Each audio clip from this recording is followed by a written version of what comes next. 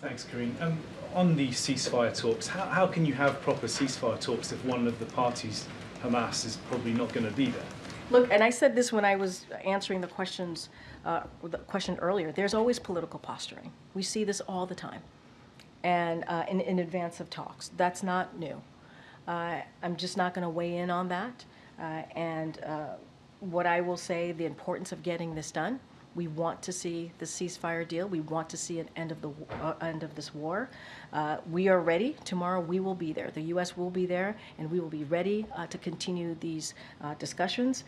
But there's always public posturing. I'm not going to get into it from here. If I may, on Ukraine, there's been reports that Russia is redirecting some troops from eastern Ukraine to reinforce the Kursk area where Ukraine is currently carrying out an incursion.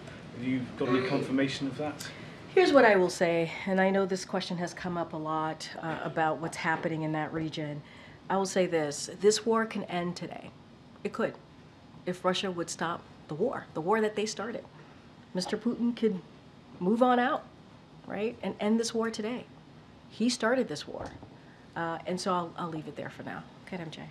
Just to follow up on Legia's question, does the administration have a theory on why there has not been retaliation yet against Israel by Iran or Iran-backed? I can't speak to the reasoning behind Iran and its proxy.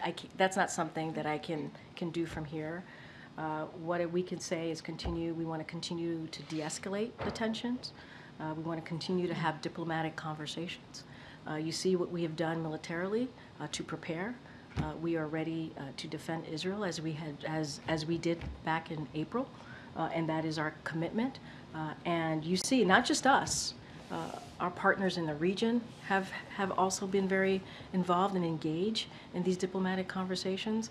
And so I cannot get in the head of Iran or its proxies. That is not something for me to do from here. I can only speak to our efforts and what we're trying to do. And the ceasefire deal, which is part of the conversations, obviously the conversation we're having tomorrow in Doha, is really incredibly important. And